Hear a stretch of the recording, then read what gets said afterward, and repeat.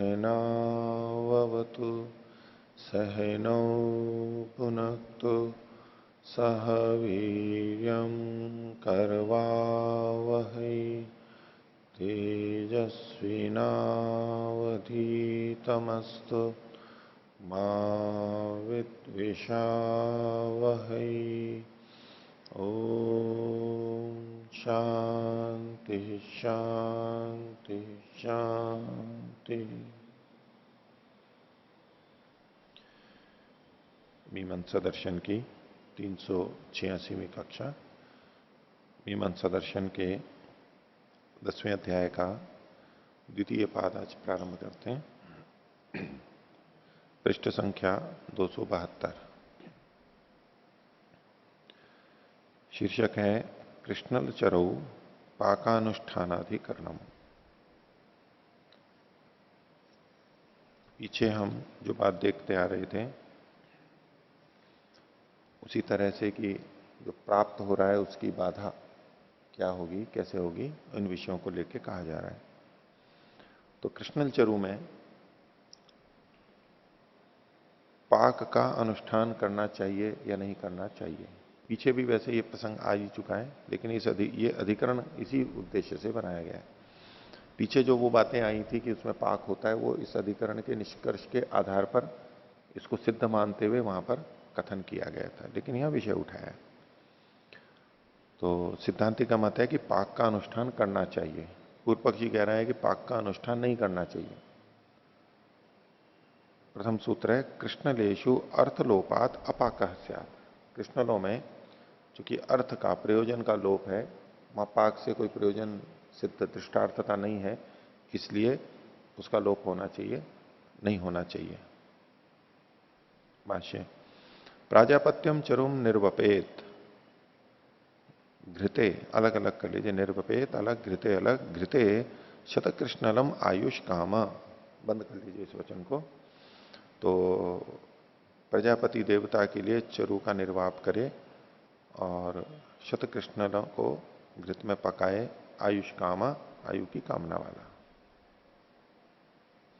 तत्र संदेह किम चोदकेन पाकः प्राप्यते कर्तव्यश्च उत न प्राप्यते न कर्तव्य। तो अतिदेश वचन से यहां पर पाक प्राप्त हो रहा है या नहीं हो रहा है, और पाक प्राप्त हो रहा है और वो करना चाहिए, अथवा पाक प्राप्त नहीं हो रहा है या नहीं करना चाहिए। तो किम तावत प्राप्तम, पूर्व पक्षी कहता है कृष्णलेशु पाको न स्यात्, पाक नहीं होना चाहिए। कारण बताया प्रकृतो ही पुरोडाशार्थ पाका। प्रकृति में पाक तो पुरोडाश के लिए था, यहां तो पुरोडाश है नहीं, पाक की कोई बात नहीं है। यह अंतरेणापि पाकम कृष्णलानी एवं भवंती थी। अब कृष्णल है, पाक नहीं भी किया तो भी कृष्णल तो कृष्णल ही कहलाएंगे। वहां तो ओदन बनाया या पुरोडाश बनाया, पाक नहीं करेंगे तो पुरोडाश नहीं कह सकते उसको, पाक के बाद ही पुरोडाश होगा। यहां तो बिना पाक के भी कृष्णल संज्ञा संभव है, हो सकती है। तस्मात न प्राप्यते अतो न कर्तव्य, इसलिए पाक नहीं करना चाहिए। सिद्धांति उत्तर दे रहा है दूसरे सूत्र में, स्याद्वा प्रत्यक्ष शिष्टत्वात् प्रधानवत। नहीं, पाक होना चाहिए क्योंकि प्रत्यक्ष शिष्ट है, उपदिष्ट है, कथन मिलता है प्रदान के समान। तो स्याद्वा पाक चोदके ने तो न प्राप्यते प्रत्यक्षम त्वस्य शासनम घृते श्रपयती थी। घृते श्रपयती इसको विपरीत अल्प विराम में ले लीजिए। तो सिद्धांति कह रहा है कि चोदक वचन से तो प्राप्त नहीं है, क्योंकि सार्थक नहीं है यहां पर, इसलिए चोदक वचन निरर्थक को प्राप्त नहीं कराएगा। लेकिन वचन तो है ये घृते श्रपयती थी, ये साक्षात वचन है, प्रत्यक्ष। प्राकृत से कार्य से अर्थे न भवती। तो प्राकृत कार्य के प्रयोजन के लिए तो ये पाक नहीं होता है। वचन प्रामाण्यात अतृष्टार्थो भवती। लेकिन वचन का प्रामाण्य है, इसलिए प्रयोजन तो निरर्थक तो मान नहीं सकते, इसलिए अदृष्टार्थता हो जाएगी। यथा तेषाम एव अनदनीयानाम प्रत्यक्ष शासनात् प्रधानम। जैसे इन्हीं के ये जो कृष्णल चरु हैं, ये अनदनीय हैं, लेकिन फिर भी इनका प्रत्यक्ष शासन होने से इनका प्रदान किया जाता है, ऐसे इनका पाक भी कर लिया जाएगा प्रत्यक्ष शासन होने से। एवं पाकोपी थी, पाक के बारे में भी ऐसा ही करेंगे। दूसरा अधिकरण कृष्णल चरु उपस्तरणाभिघारणयो लोपाधिकरणम। कृष्णल चरु के संदर्भ में ही उपस्तरण और अभिघारण, ये दो धर्म हैं जो कि पूर्णाश से संबंधित प्रकृति में कहे गए हैं। उपस्तरण में नीचे घृत लगाया जाता है, जुहू में जिससे आहुति देनी है उसमें पहले ध्रुवा से एक चम्मच लेकर के डाली जाती है नीचे। उपस्तरण नीचे वाला भाग हो गया चिकना करने के लिए। और फिर पूर्णाश से अवदान करके जुहू में उनको रखा जाता है, आहुति को, दो टुकड़ों को अंगुष्ठ समान। और फिर उनके ऊपर ऊपर से फिर घृत डाला जाता है, अभिघारण किया जाता है। तो उपस्तरण नीचे वाला हो गया और अभिघारण ऊपर वाला हो गया, ये दो।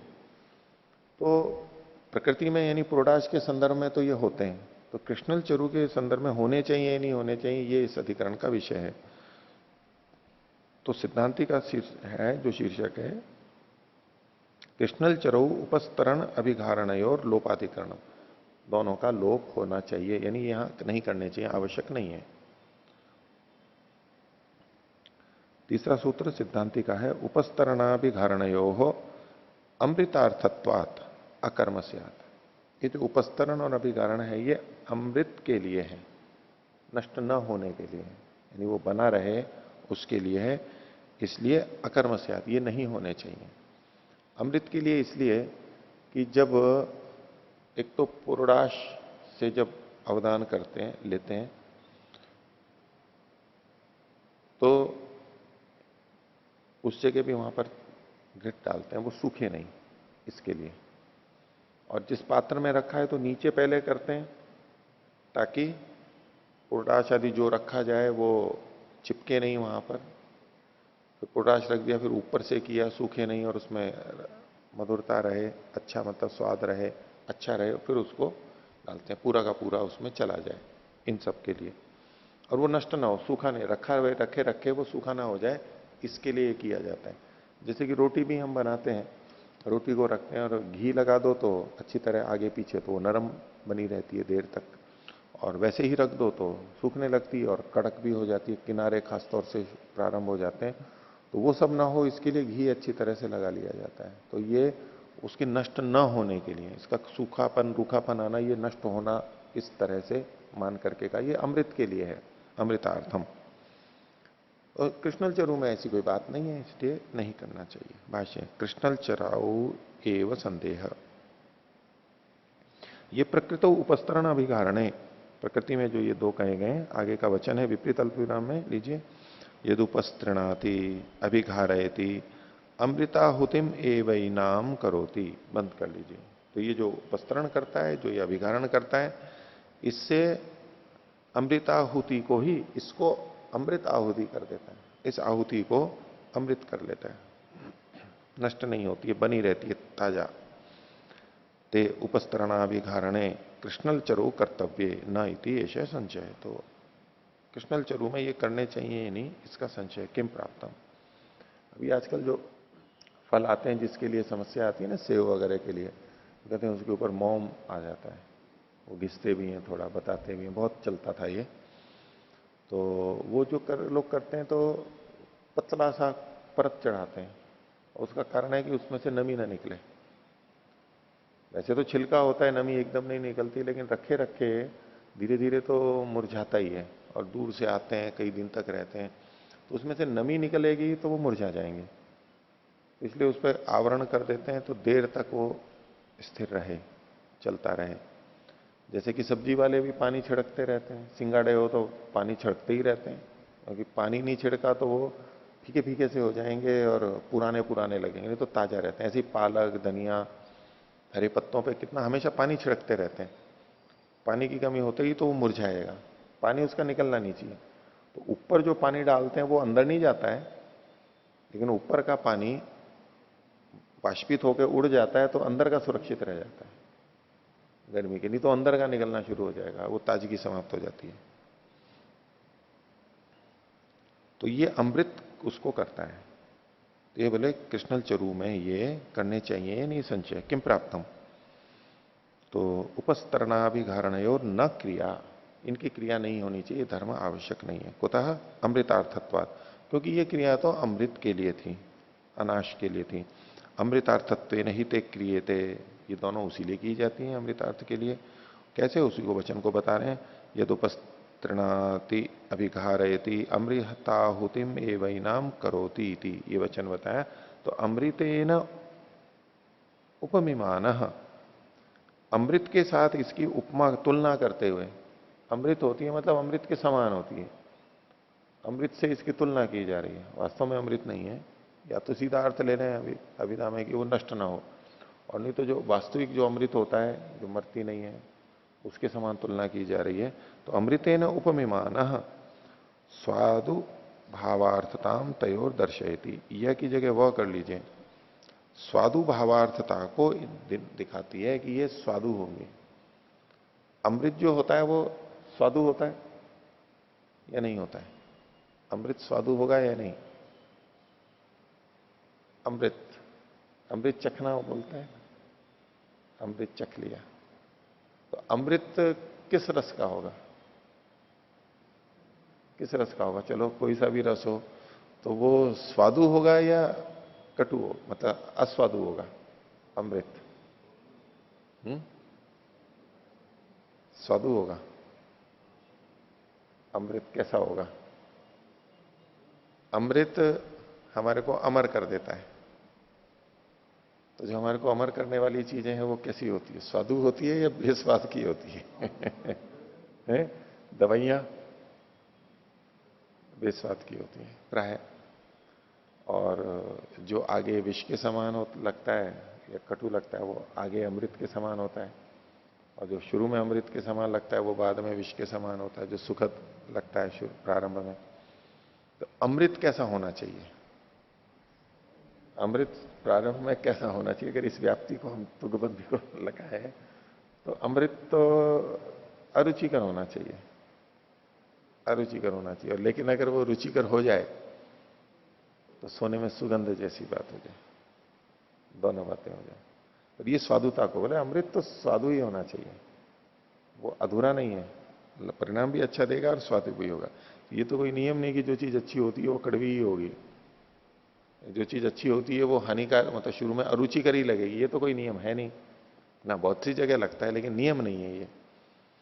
तो अमृतेन उपमाना स्वादु भावार्थताम तयोर दर्शयति, स्वादु भावता को दिखाता है।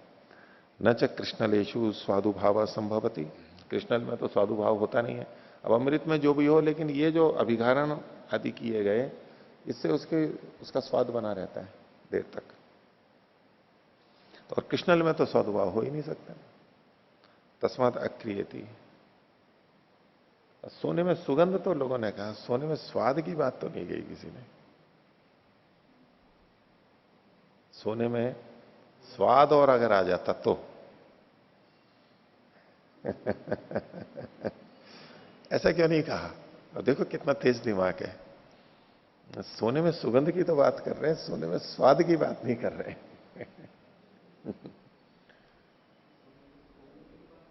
सोने में स्वाद हो तो सोना सुरक्षित है, और सोने में स्वाद हो ना तो सोना सुरक्षित नहीं है। दूसरे ढंग से वैसे यूं भी कहते हैं, सोने में सुगंध अगर परमात्मा दे देता तो हम सोना ले जा रहे होते तो लोगों को सुगंध आ जाती और पता लग जाता है कि सोना है और चुरा लेते। उस रूप में तो सुगंध का होना हानिकारक दिखाया। लेकिन अगर सोने में सुगंध है तो हम सूंघ लेंगे, सूंघते रहेंगे, सोना तो कहीं नहीं गया ना। सुगंध भी ले ली और सोना भी। लेकिन अगर सोने में स्वाद होता तो हम क्या करते? सोने को खा जाते हम, तो नष्ट हो जाता। तो हम सोने को सुरक्षित रखना चाहते हैं, उसमें गुण भी लाना चाहते हैं। तो सोने में सुगंध के गुण की हमने कल्पना की, स्वाद के रस की कल्पना हमने नहीं की है। जो सोना सोने को खाते हैं वो स्वाद के कारण से नहीं खाते, वो स्वाद के कारण नहीं खाते हैं। उससे तेजस्विता ओजस्विता ये आए, शरीर में गुणों का उत्कर्ष हो, रोग प्रतिरोधक क्षमता बढ़े इत्यादि, तो उस दृष्टि से खाते हैं। और वो एक बर्फी का स्वाद बढ़ जाता है यश जी। का, प्रशंसा का भी होता है कि भाई मिठाइयाँ कैसी थी, भाई सोने के बरक वाली थी। एक तो चांदी का बरक होता है, और एक वो दूसरा किसी भी धातु का भी बरक चमकीला आता था पहले। अब चांदी का बरक लगाओ तो चीज अच्छी हो जाती है, और सोने का बरक लगाओ तो, जैसे च्यवनप्राश वगैरह में है ना, कई जने सोने का बरक डालते हैं ऊपर, महंगी होते हैं। सोने का भी आता है बरक, वैसे ही बनता है चांदी की तरह से। वो एक प्रशंसा का भी कारण हो जाता है कि, और इसके लिए भी हो सकता है। वो स्वाद के कारण थोड़ा ना खाते हैं, स्वाद तो कुछ नहीं आता है उससे, कोई स्वाद में अंतर नहीं आता है, कोई स्वाद में अंतर है, क्योंकि गंध भी नहीं है और रस भी नहीं है, इसलिए कोई उसमें परिवर्तन नहीं आएगा। गंध अगर उसमें होती तो स्वाद वाली चीज न होते हुए भी उस वस्तु का स्वाद बढ़ा देती, क्योंकि सुगंधी युक्त जब वस्तु खाते हैं तो हमारे को स्वाद भी अच्छा लगता है, दोनों मिल जाते हैं तो अच्छा लगने लगता है वो। तो कुछ सुगंधित भी हो तो भी स्वाद को बढ़ा दे, रुचि को बढ़ा देती है, लेकिन इसमें तो दोनों ही नहीं है। बुद्धिपूर्वक वाक्य कृतिर्वेद, रचना जो है सोने में सुगंध बुद्धिपूर्वक किसी ने सोच विचार के की होगी। तो यहां जो स्वादुता है वो अभिगारण के कारण से, कि वो खाने में अच्छा रहे, देवता को हम दे रहे हैं तो आगे तस्माद अक्रियति। इस पर पूर्व पक्षी कहता है, चौथा सूत्र, क्रिएत व अर्थवादत्वात् तयो संसर्ग हेतुत्वात्। बोले ये तो करना चाहिए, उन दोनों के अर्थवाद, उनका अर्थवाद है, प्रशंसा की गई है संसर्ग के हेतु से, क्योंकि वो जुड़ जाती हैं, चिपक ना जाए इसके लिए तेल भी लगाते तो चिपकती नहीं है, दूर दूर रहती हैं। क्रियतवा उपस्तरणम अभिघारणम च विदेह प्रकरणांतरे अतिदेशात सर्वकर्म स्यात्। ये तो 10वें अध्याय के पहले पाठ का पहला सूत्र ही, जैसे ही बार बार बोलते रहते हैं कि विधि प्रकरणांतर में जाती है तो सारी की सारी विधि जाएगी, अतिदेश। यदुक्तम स्वादुत्वाय ते क्रियेते इति। बोले स्वादुत्व के लिए किए जाते हैं अभिगारण आदि, तो उसमें पूर्व पक्षी कह रहे हैं न स्वादुतार्थ प्रकृत श्रुत। बोले स्वादु बनाने के लिए प्रकृति में ये सुना नहीं गया है, आप कह तो रहे हो लेकिन प्रकृति में कोई शब्द नहीं है जो इसको कहे।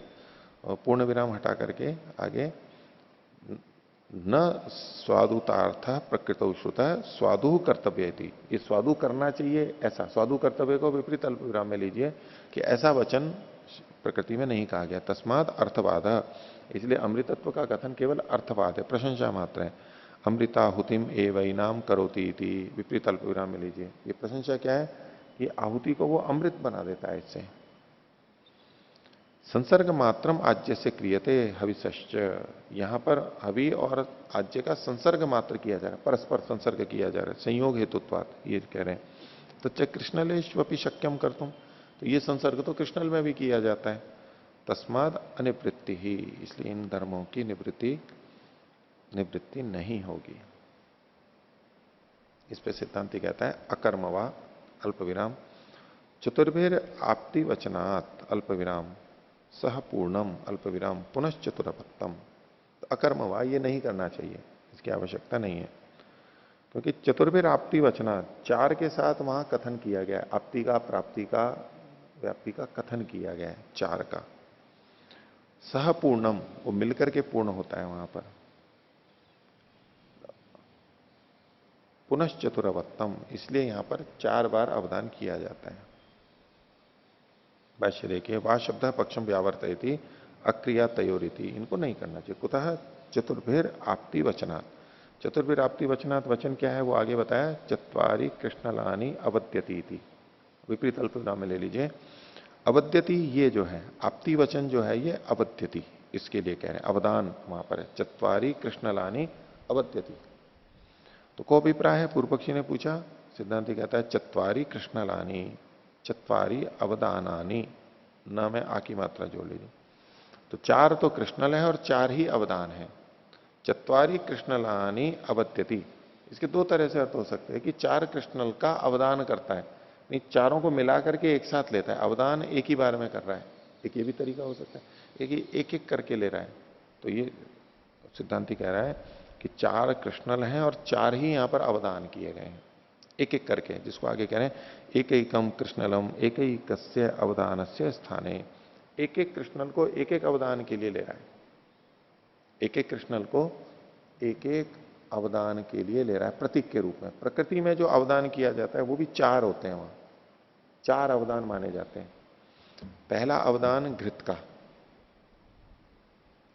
ध्रुवा से चम्मच में लेकर के जुहू में नीचे कर दिया, तो ये एक अवदान हुआ।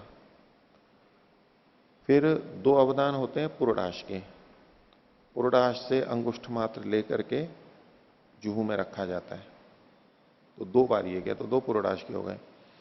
और फिर ध्रुवा से घृत लेकर के जुहू पे डाला जाता है, जुहू पे मतलब अंदर जो ये दो अवदान रखे थे पुरोडाश के टुकड़े, उन पर डाला जाता है। तो ये चार अवदान हुए, तो एक घृत का, फिर दो पुरोडाश के टुकड़ों के, फिर एक, ये चार अवदान थे।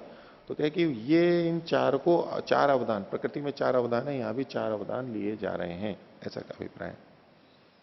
तो को अभिप्राय चत्वारी कृष्णलानी चत्वारी अवदानानी एक एकम कृष्णलम एक एक से अवदान से स्थान है। प्रकृति में जो एक एक अवदान था उसके प्रतीक के रूप में यहां पर ये चार अवदान है। तेन उपस्तरणाभिकारणयोर निवृत्ति, वी की जगह नी कर लीजिए, तो इससे उपस्तरण अभिकारण की निवृत्ति हो गई, क्योंकि प्रकृति में चार अवदान थे। अगर इस विकृति में कृष्णल चार चरु का, चार का तो अवदान हो ही गया, और इसमें उपस्तरण और अभिगारण भी अगर कर दिया तो कुल मिलाकर के छह अवदान हो जाएंगे, ठीक है ना, छह अवदान हो जाएंगे। तो प्रकृति में तो चार ही हैं, तो ये सिद्धांत ये कह रहा है कि उपस्तरण अभिगारण की तो निवृत्ति हो जाएगी, क्योंकि चार अवदान होने थे, चार अवदान तो कृष्णल के हो चुके हैं, इनकी आवश्यकता नहीं है। तथा च आपती वचनम भवती, ये आपती का जो वचन है ना, अवद्यति, ये भी उसी प्रकार से होता है। चत्वारी कृष्णलानी अवद्यति चतुरवत्तस्य आप्त्यय, ये वचन मिलता है विपरीत अल्पविराम में ले लीजिए कि चत्वारी कृष्णलानी अवद्यति, चार कृष्णल का अवदान करता है। क्यों करता है? चतुरवत्तस्य आप्त्यय, चतुरवत्ता की प्राप्ति के लिए, चार अवदान हो जाए इसके लिए चार बार करता है। तो प्रयोजन भी बता दिया इन्होंने, क्योंकि प्रकृति में चार है। इति अविद्यमान से अर्थांतरेण अनुग्रहो भवति, पूर्व पक्षी ने जो कहा था कि ये उसकी स्तुति के लिए हो जाएगा, अर्थवाद हो जाएगा, तो सिद्धांति कह रहा है कि जो अविद्यमान होता है उसका अर्थांतरण से अनुग्रह किया जाता है, जो अविद्यमान होता है। तो यहां पर अभिगारण और उपस्तरण ये तो विद्यमान है, यानी प्रकृति से प्राप्त हो ही रहे हैं, अतिदेश से। कुछ नहीं हो, प्रशंसा वचन से किसी की प्राप्ति कराई जाती है। तो बोले अविद्यमान से अर्थांतरेण अनुग्रहो भवति, अन्य अर्थांतर से अनुग्रह होता है।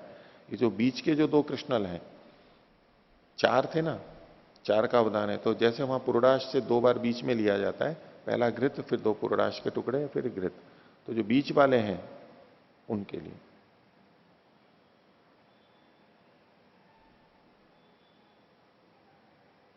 तो अविद्यमान से अर्थांतरेण अनुग्रहो भवति, अर्थांतर से अनुग्रह होता है अविद्यमान का। तस्मान निवृत्ति एतयो हो, इसलिए इनकी निवृत्ति हो जाएगी, ये तो विद्यमान है। तो सह पुनः उपस्तरणाभिधारणाभ्याम पूर्णम चतुरवत्तम एव स्यात्। तो ये कह रहे हैं कि सह पुनः, साथ में, तो सह पुनः, ये पुनः का जो मतलब है यहां पर, फिर सामान्यतः हम फिर ले लेते हैं, लेकिन यहां पर जो है यदि या तो तू अर्थ में है, सह साथ में, तो उपस्तरण और अभिगारण के साथ में तो इसको करेंगे। ये जो उपस्तरण और अभिगारण के साथ में, ये इन दो का, उपस्तरण अभिगारण का जो अवदान होता है उससे ये पूर्ण होता है। चतुरवत्तम एवं स्यात्, तब ये चतुरवत्त होता है। तो तत्र आपती वचनम व्याहन्येत, तो जो आपती का वचन है वो व्याहन आहत होगा। यानी प्रकृति में जो उपस्तरण अभिगारण है, पहला और चौथा, ये चार अवदान को पूर्ण करते हैं। तो अगर इनको भी हम ले लेते हैं, इनको मान करके हम चतुरवत्तता करते हैं, तो जो आपती का वचन है चतुरवत्त से आपत्ययी चत्वारी कृष्णलानी अवद्यति, ये वचन नष्ट होगा, यानी इसकी हानि होगी। आगे इस पे छठा सूत्र ये पूर्व पक्षी का है। क्रिया व मुख्यावदान परिमाणात अल्प विराम सामान्यात तत्गुणत्व, क्रिया वा, यहां तो क्रिया होनी चाहिए, यानी वस्त्रण अभिगारण होने चाहिए। क्योंकि मुख्य के अवदान का परिमाण यहां पर कहा जा रहा है, कृष्णल से मुख्य के अवदान का परिमाण कहा जा रहा है, ये कह पूर्व पक्षी ऐसा अर्थ कर रहा है। सामान्य तत्गुणत्वम, और जो सामान्य होते हैं वो उनके प्रधान के गुण के लिए होते हैं। भाष्य क्रियावाद तयोश चोदकानुग्रहाय, ये दो क्रियाएं तो होनी चाहिए अतिदेश वचन का अनुग्रह करने के लिए। मुख्यावदान से ही प्रकृतौ परिमाणम उक्तम, प्रकृति में मुख्य अवदान का परिमाण कहा गया है। यानी ये जो चार अवदान थे, इनमें मुख्य अवदान किसको मानेंगे? आगे पीछे के तो घृत के हैं, बीच में पुरोडाश के दो हैं, तो इसमें मुख्य अवदान पुरोडाश का माना जाएगा। आगे पीछे के भी अवदान है, लेकिन घृत देना वहां मुख्य प्रयोजन नहीं है, बीच वाले वो मुख्य हैं। तो जो मुख्य अवदान थे पुरोडाश वाले, उनके लिए वहां परिमाण कहा गया है। उसका वचन आगे दिया इन्होंने, विपरीत अल्पविराम में लीजिए। अंगुष्ठ पर्व मात्रम देवता नाम अवत्यती थी। अंगुष्ठ के पर्व के एक पोरा, उसके समान देवताओं के लिए वो अवदान करता है, वहां पर अंगूठे के बराबर लेता है। इहापि कृष्णल शब्द परिमाण वचन श्रूयते, वह कर लीजिए इसको। कृष्णल शब्द जो है ये भी परिमाण वचन ही यहां पर समझना चाहिए। कैसे? चतुसंख्या अनुबध्यते, और जो कृष्णल है ये चार संख्या से जुड़ जाता है कि चत्वारी कृष्णलानी अवत्यती थी, चार कृष्णलों का अवदान करता है। न यानी, इसका निषेध कर रहा है, चत्वारी कृष्णलानी अवध्यती, ये विपरीत अल्पविराम में लीजिए। न यानी निषेध करते हुए न यानी चत्वारी अवदानानी, द में आ की मात्रा, चत्वारी अवदानानी तानी कृष्णल परिमाणानी भवंती थी। बोले ऐसा अर्थ नहीं है कि जो चार अवदान है, कौन से चार अवदान? और प्रकृति में जो चार अवदान है वो कृष्णल परिमाण वाले होंगे। वहां तो अंगुष्ठ मात्र था प्रकृति में, और यहां पर जब कृष्णल शब्द आया तो वो कृष्णल के परिमाण वाले होंगे, ये अर्थ नहीं है, यहां पर निषेध कर रहा है। न यानी चत्वारी अवदानानी तानी कृष्णल परिमाणानी भवंती थी। हिरण्य परिमाण वचना एश कृष्णल शब्दो न आज्य से परिमाणम वदितुम उत्साहते। तो ये जो कृष्णल शब्द है ये यद्यपि सोने का है, लेकिन उसके साथ साथ उसके परिमाण को भी बताता है कि वो छोटा ऐसा ही होना चाहिए। तो हिरण्य के परिमाण का वचन करने वाला ये कृष्णल शब्द है, प्रचलित है। आज्य के परिमाण को बताने वाला नहीं है। तच्च परिमाणम न द्रव्यम निवर्तयति, तो ये जो परिमाण है यानी कृष्णल जो परिमाण है, ये द्रव्य को यानी आज्य को हटाता नहीं है। क्योंकि पुरोडाश की जगह तो मान लो ये हो गया, तो आज्य होना चाहिए नहीं। मुख्य प्रश्न तो ये था कि अभिगारण होना चाहिए नहीं, उपस्तरण अभिगारण होने चाहिए नहीं, वो आज्य से संबंधित थे।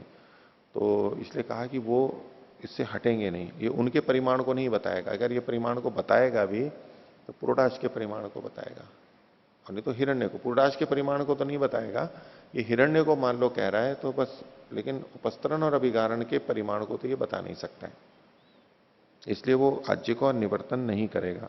न ही द्रव्य कार्य गुणों वर्तितुम अर्हति, द्रव्य के यानी आज्य के कार्य में गुण वहां पर वर्तन नहीं कर सकता है। कैसे? कि परिमाणम यत प्राकृतम तस्य कार्य वर्तमानम तन निवर्तयेत, कि परिमाण जो कि प्रकृति में है, प्रकृति में जितना परिमाण है वो उसके कार्य में, उसके कार्य के विषय में होता हुआ तन निवर्तयेत, उसको ही वो हटा दे। ये जो कृष्णल परिमाण है, ये कृष्णल का जो परिमाण है, ये द्रव्य को यानी आज्य को नहीं हटा सकता। तो जो प्राकृत परिमाण है उसके कार्य में ये रहता हुआ उसको तन मतलब उसको आज्य को नहीं हटा सकता। तथा, यथा, तथा है लिखा, यथा कर लीजिए, विपरीत अल्पविराम में लीजिए, पहले आ चुका है ये। इदम दधि घृतम शाकम अल्पविराम, इमे शालय अल्पविराम देवदत्तो भोज्यताम। तो ये घृत है, दधि है, शाक है, ये शाली चावल है, ओदन, ये देवदत्त को खिलाइए।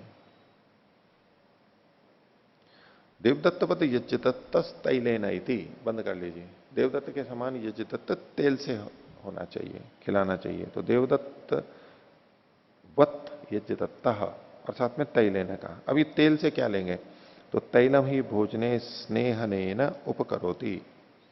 तेल तो स्नेहन करता है, स्नेहन से उपकार करता है। तो तत्स्नेहनार्थम प्राकृतम निवर्तयितुम अर्हति घृतम। तो प्राकृत जो घृत था, जो कि स्नेहनार्थ था, उसी को हटा सकता है। न शाकम दधि चौदनम वा। तो शाक, दधि और उदन को तो हटा नहीं सकता है। नहीं तो ये कहे कि देवदत्तवत यज्ञ तत्तस्तैले न भोजयितव्य। देवदत्त के समान यज्ञ तत्व को तेल से खाना खिलाओ। तो देवदत्त के समान कैसे? भी देवदत्त को जिस तरह के आसन पे बैठाया था उस तरह के आसन पे बैठा दो। जैसे आदरपूर्वक खिलाया था वैसे ही आदरपूर्वक खिलाओ। लेकिन खिलाना क्या है? केवल तेल। केवल तेल देना है, उदन आदि कुछ नहीं देना है, शाक वगैरह देना है। ऐसा भी तो अर्थ ले सकते हैं इससे।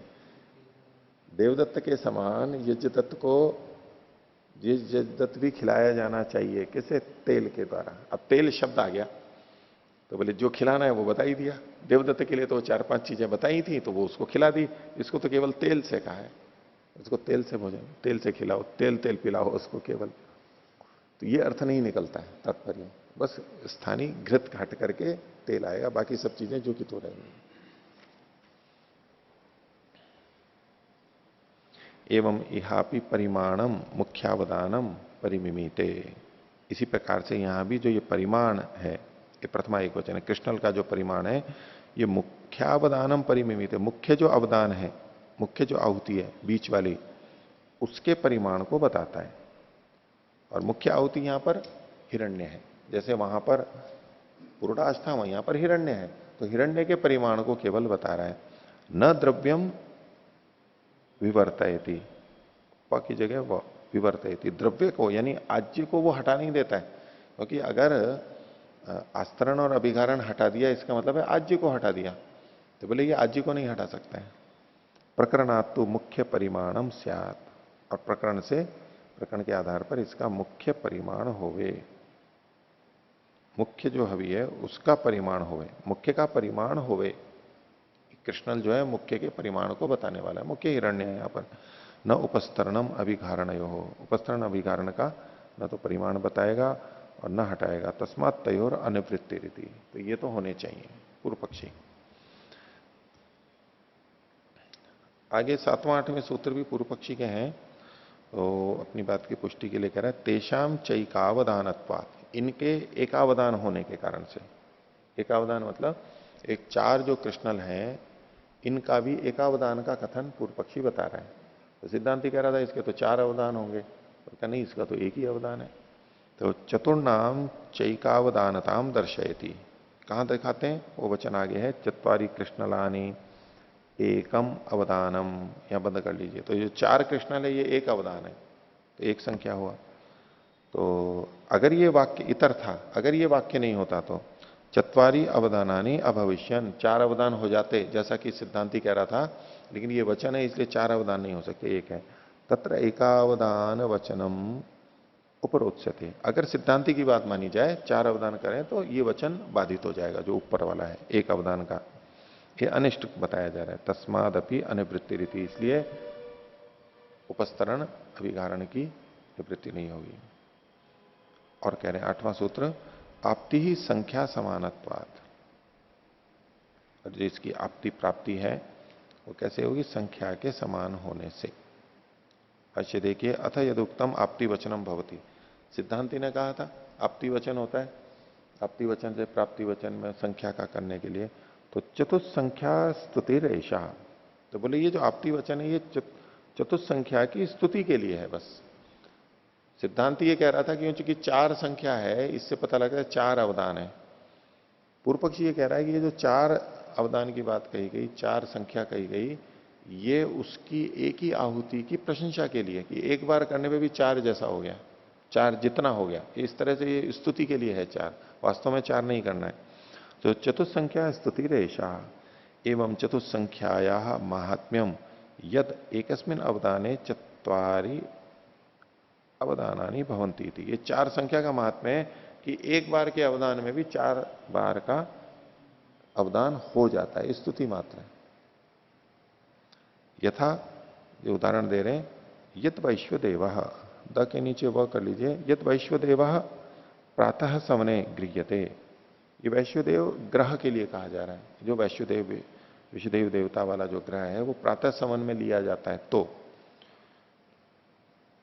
प्रातः समने व एतत् वैश्वदेव यज्ञम संस्थापयति इति, बंद कर लीजिए।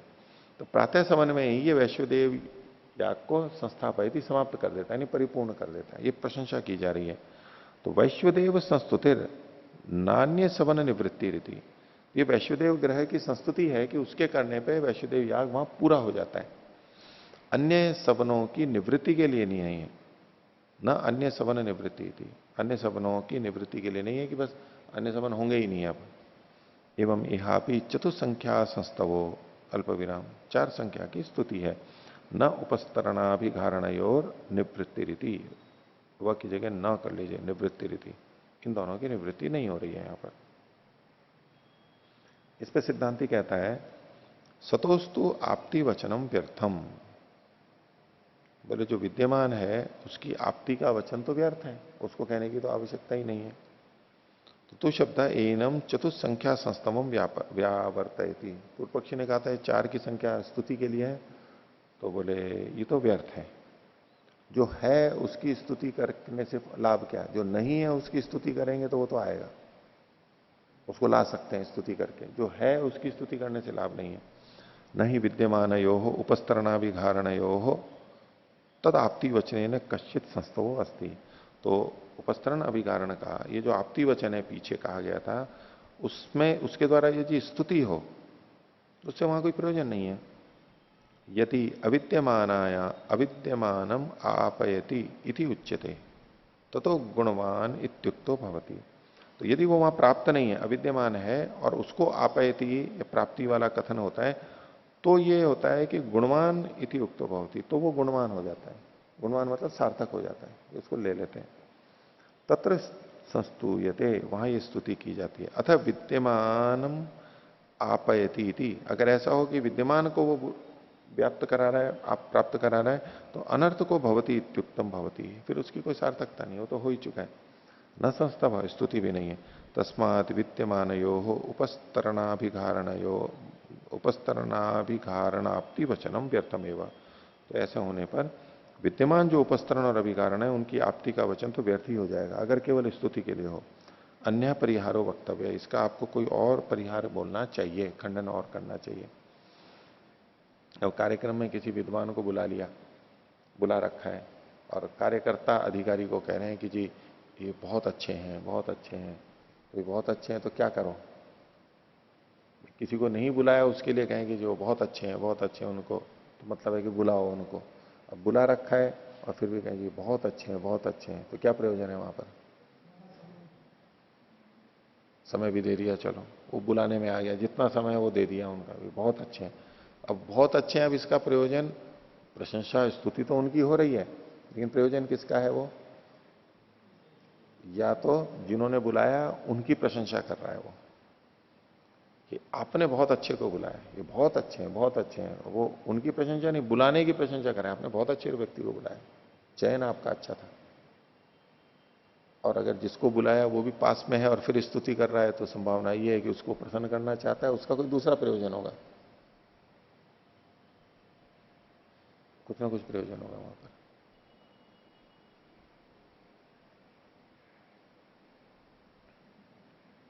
आगे,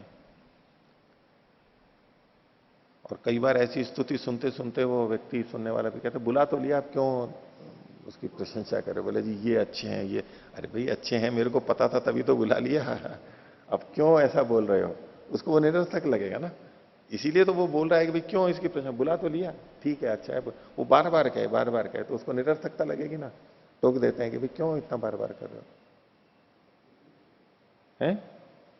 अगर सुनने वाले को प्रशंसा चाहिए, हाँ देखो हमने देखो अच्छे अच्छे लोगों को बुलाया करा, ऐसा वो सुनना चाहता है, तब तो वो सुनेगा उसकी प्रशंसा को कि इसने आपने बहुत अच्छा बुलाया। अब ये तो सार्थक हो रहा है क्योंकि उसकी अपनी प्रशंसा हो रही है। लेकिन अगर बुलाने वाला प्रयोजन है अपनी प्रशंसा का प्रयोजन नहीं है उस व्यक्ति का, तो एकदम उसको रोक देगा, भाई बुला तो लिया, आप क्यों बोल रहे हो आप। उस प्रशंसा को कोई सुन रहा है तो उसका मतलब है उसको सार्थकता दिख रही है, उसके लिए या इसके लिए किसी भी तरह कोई ना कोई सार्थकता दिख रही है। निरर्थकता होते ही तो व्यक्ति प्रशंसा को रोकेगा या तो दूसरा प्रकरण उठाएगा, इधर उधर हो जाएगा, सुनेगा नहीं प्रशंसा को। आगे तो 10वां सूत्र पूर्व पक्षी का है, विकल्पस्तु एकावदानत्वात्। विकल्पस्तु एकावदानत्वात्, बोले इसमें विकल्प होगा, एक अवदान होने से, दोनों हो सकते हैं, एक पक्ष में बाधित होगा। तो तू शब्द आप, तू शब्द के बाद में जो वचन है इसको विपरीत अल्प विराम में लीजिए यहां से, आपती वचना निवृत्ति उपस्तरणाभिधारणयो इति, अभिधारणयो यहां बंद कर लीजिए, इत्येतत् निवर्तयति। तू शब्द जो है ना, विकल्पस्तु सूत्र में जो तू शब्द है ये हटा रहा है, यानी सिद्धांति की बात को हटा रहा है। किस चीज को? आपती वचनात् निवृत्ति उपस्तरणाभिधारणयो, ये सिद्धांति ने कहा था, आपती के वचन से अभिधारण और उपस्तरण की निवृत्ति होती है, इसको हटा रहा है ये तू शब्द। यथा भगवान ब्रूते, जैसे आप कहते हो आपती वचनात् लिंगात निवृत्ति ही एतय होती है, आपती वचन से के लिंग से इन दोनों की निवृत्ति होती है। एवं का की जगह वह कर लीजिए, एवं एकावदान वचनात् लिंगात निवृत्ति ही एतय होती, अनिवृत्ति ही एतय होती। इसलिए एकावदान का जो वचन है, जो पूर्व पक्षी ने ऊपर दिया था एकावदान का, बोले इससे इन दोनों की अनिवृत्ति होती है, ये भी लिंग मिलता है, ये भी लिंग का विकल्प हो गया, तो दो लिंग मिल गए। तो लिंग विकल्पना विकल्पाच नई कांत तो निवृत्तिम आपती वचनम कर्तुम अर्हति, जब दो लिंग वचन है विकल्प हो रहा है, तो एकांततः जो आपती वचन की निवृत्ति को ये नहीं कर सकता है। ये जो आपती वचन है ये एकांततः इन दोनों की निवृत्ति नहीं कर सकता है। आपती वचनम जो है ये प्रथमा एक वचन है, निवृत्तिम ये द्वितीय एक वचन है। तो आपती वचन, सिद्धांत यही कह रहा था ना, आपती वचन इन दोनों की निवृत्ति कर देगा। तो बोले आपती वचन इन दोनों की निवृत्ति एकांतता नहीं कर सकता है, करेगा भी तो लिंग भी है तो एक दूसरा लिंग ये भी है, तो एक पक्ष में करेगा एक पक्ष में नहीं करेगा। 11वां सूत्र ये भी पूर्व पक्षी का है, सर्व विकारे तु अभ्यास अनर्थक्यम अल्प विराम हविषो ही इतरस्य स्यात् अल्प विराम अपि वा सृष्टकृतः स्यात् अल्प विराम इतरस्य अन्याय्यत्वात्। तो सर्व विकारे तो अभ्यास अनर्थक्यम, पूर्व पक्षी कह रहा है यदि ये सारे का विकार माना जाए, ये जो चरु का अवदान है, चरु नहीं, जो चार अवदान है उनका विकार ये चार कृष्णल माने जाए, प्रकृति के चार अवदानों का सबका सर्व का विकार माना जाए तो अभ्यास की अनर्थकता होगी। वो अभ्यास की अनर्थकता क्या है वो भाष्य में बताएंगे। इसलिए हविषो ही इतरस्य स्यात्, ये इतरस्य हविष्य स्यात्, भिन्न हवि के लिए कथन माना जाएगा, सबके लिए नहीं माना जाएगा। और यदि पूर्व सिद्धांति ये कहे कि अपिवा सृष्टकृत है स्यात्, कि मेरे पक्ष में दूसरी हवि चाहिए तो हवि सृष्टकृत हो जाएगी, तो उसके लिए पूर्व पक्षी कह रहा है इतरस्य अन्याय्यत्वात्, इतर जो ये आप अगर यहां सृष्टकृत ला करके समाधान करना चाहोगे तो वो अन्यायी असंगत है। भाष्य तु शब्द आपती वचनम बाधते, तो सर्व विकार हेतु ये आपती वचन की बाधा कर रहा है। 10वें में भी तूने बाधित किया था सिद्धांति को, ये भी सिद्धांति को बाधित करता है। आगे आपती वचने बाधिते, यहां पर बाधिते लिखा है लेकिन मेरे को यहां पर अबाधिते ठीक लग रहा है, अवग्रह। आपती वचने अबाधिते सति चतुर्षु कृष्णलेषु सर्वादान विकारेषु अभ्यासो अनर्थकः स्यात्। अभ्यास वचन अभी आगे बताएंगे, वो अभ्यास वचन अनर्थक हो जाएगा, ये अनिष्ट का कथन कर रहा है, और ये जो अनिष्ट का कथन है ये सिद्धांति के पक्ष में बनेगा। पूर्व पक्षी का सूत्र है तो वो अपने पक्ष को अनिष्ट कभी भी नहीं बताएगा। तो आपती वचने अबाधिते सति, आपती वचन के अबाधित होने पर, यानी आपती वचन सार्थक रह जाए तो, चतुर्षु कृष्णलेषु सर्वावदान विकारेषु, चारों कृष्णलों में सर्वावदान का विकार होने पर, यदि चार अवदान थे और चारों कृष्णल उसको कर रहे हैं तो जो अभ्यास का कथन है वो अनर्थक हो जाएगा। अभ्यास का कथन आगे बोल रहे हैं, चत्वारी चत्वारी कृष्णलानी अवत्यति समृद्ध्यई, इसको विपरीत अल्पिरा में ले लीजिए इति। तो चत्वारी चत्वारी ये जो अभ्यास किया शब्द की दृष्टि से दो बार चार चार, तो ये कथन व्यर्थ हो जाएगा। अस्मत् पक्षे मतलब पूर्व पक्षी कह रहा है कि मेरे पक्ष में तो पुनः इतरत हविर द्वितीयम अवदानम अपेक्षे अभ्यासो अवकल्पिष्यते। मेरे पक्ष में तो इतर हवि जो है उसके अवदान की अपेक्षा से अभ्यास अवकल्पित हो जाएगा। दूसरी हवि है तो हो जाएगा 4-4। अतः मतम, अगर लेकिन ये कोई माने एतम एतन ममापि सृष्टकृतम अपेक्षा अभ्यासो भवती थी, सृष्टकृत की दृष्टि से अभ्यास हो जाएगा 4-4 लेकर के, तो वो तन नहीं, वो ठीक नहीं है। क्यों? इतरस्य सृष्टकृतो अपेक्षणम अन्यायम, दूसरी जो सृष्टकृत है उसकी अपेक्षा से आप करो सृष्टकृत की अपेक्षा से, वो ठीक नहीं है। क्यों नहीं है? प्रकरणात् प्रधानम अभिसंपत्यते वचनेन च, च को यहां पर जोड़ लेंगे, कोष्ठक में ले लीजिए भले ही। तो प्रधानता का संबंध कैसे होता है? तो प्रकरणात् प्रधानम अभिसंपत्यते, प्रकरण से प्रधानता का पता लगता है, अथवा वचनेन च, अथवा वचन से चलता है। न च सृष्टिकृत प्रकरणम, या सृष्टिकृत का न तो प्रकरण है, और चोदकेन ही सब प्राप्य थे, चूंकि वो अतिदेश वचन से प्राप्त हो रहा है, यानी वचन भी नहीं है साक्षात। तस्मात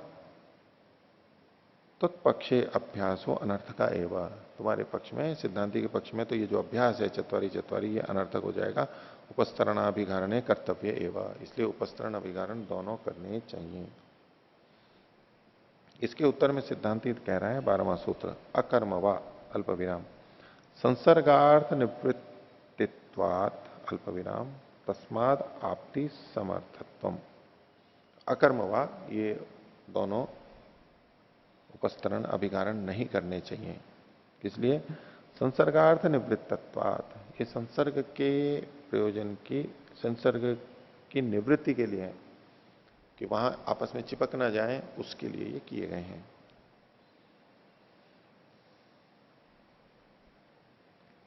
ना, और चूंकि प्रकृति में संसर्ग को बचाना था, उसके लिए प्रयोजन, संसर्ग प्रयोजन वाले होते हैं, यहां तो वो है ही नहीं। संसर्गार्थ निवृत्तत्वात् तस्माद आपति समर्थत्व, इसलिए आपति का समर्थन होना चाहिए। समर्थत्व है यानी सार्थकता है। अक्रिया उपस्तरणाभिधारण, इन दोनों की अक्रिया होगी। कुतः संसर्ग श्रुचि पुरोडाश चूर्णानाम सूक्ष्माणाम मां भूतिथि। संसर्ग का मतलब है सूचि, श्रुवा में, जुहू में पुरोडाश चूर्णों का, सूक्ष्म जो है उनका संसर्ग ना हो, उसके चिपके नहीं, क्योंकि अवदान किया तो और भी छोटा छोटा हो सकता है। उपस्तरण श्रुक स्निग्धि क्रियते, अब इसमें उपस्तरण जो नीचे पहले घृत देते हैं उससे श्रुक को चिकना करते हैं। अभिगारण हवि, और अभिगारण के द्वारा हवि को चिकना करते हैं। हवि के बाद अल्प विराम। सुच संयुक्तम कृष्णम यथा अग्नौ पतेदिति, क्यों ऐसा? कि सुच से जो संयुक्त है, जितना पुरोडाश सुच में लिया गया है वो पूरा का पूरा अग्नि में चला जाए देवता के लिए, वहां कुछ बचे नहीं, इसके लिए वहां पर घृत डाला गया। नहीं तो छोटे मोटे कण चिपके रह सकते हैं। न तो विशदस्य कृष्णलस्य शुचि संयोगो भवति, और जो कृष्णल है, विशद, विशद का मतलब है अलग अलग, उसका तो श्रुच से संयोग होता ही नहीं है, यानी चिपकता नहीं है।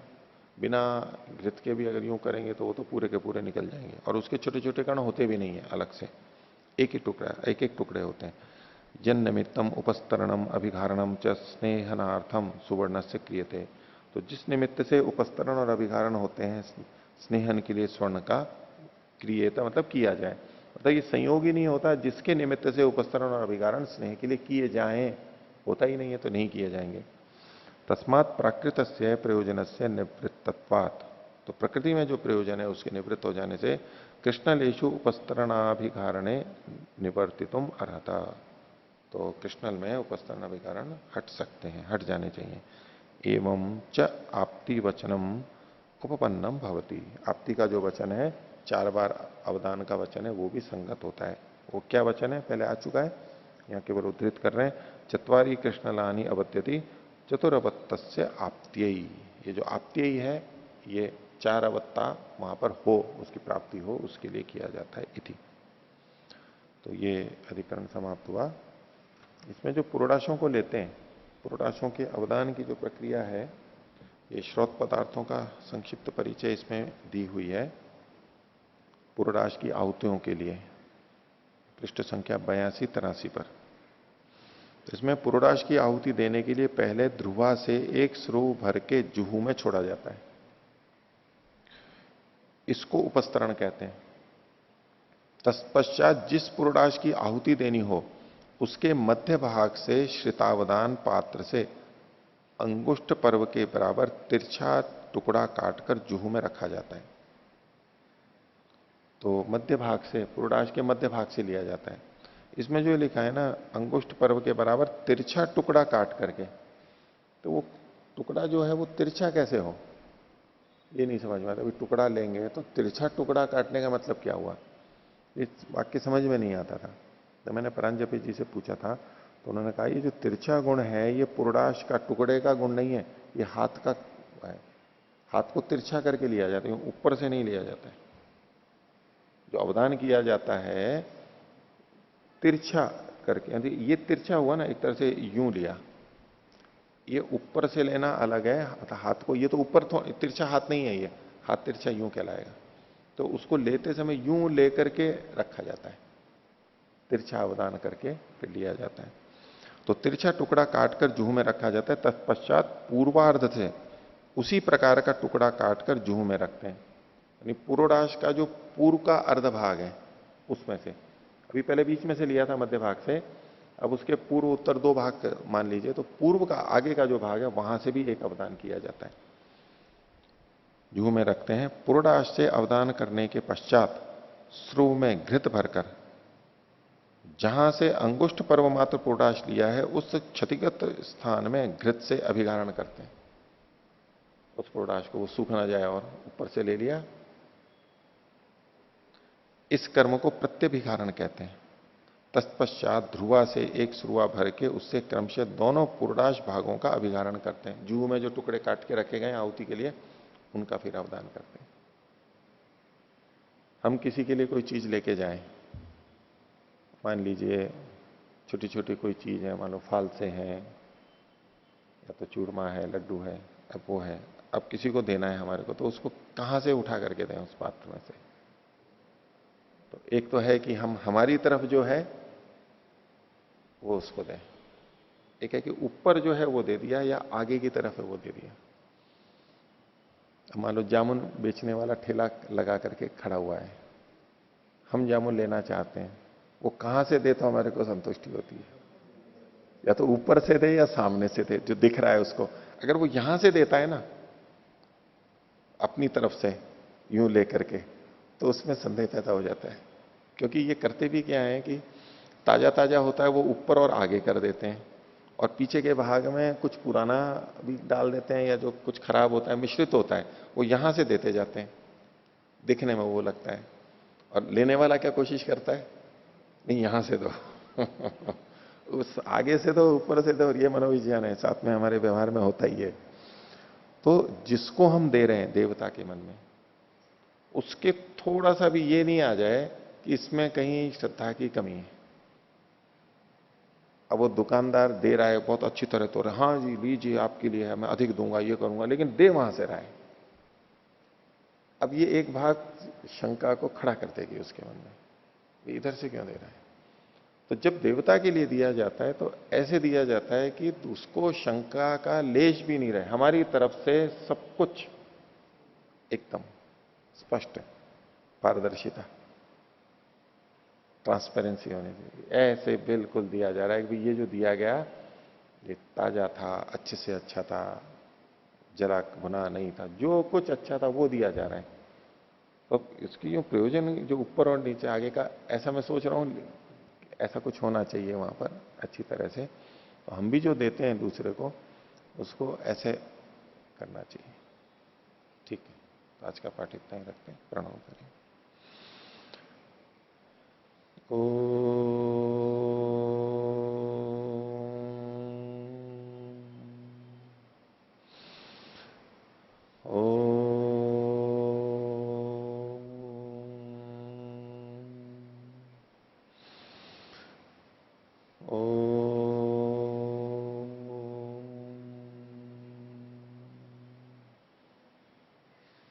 सभी को सदर अभिवादन। ओम शुभ।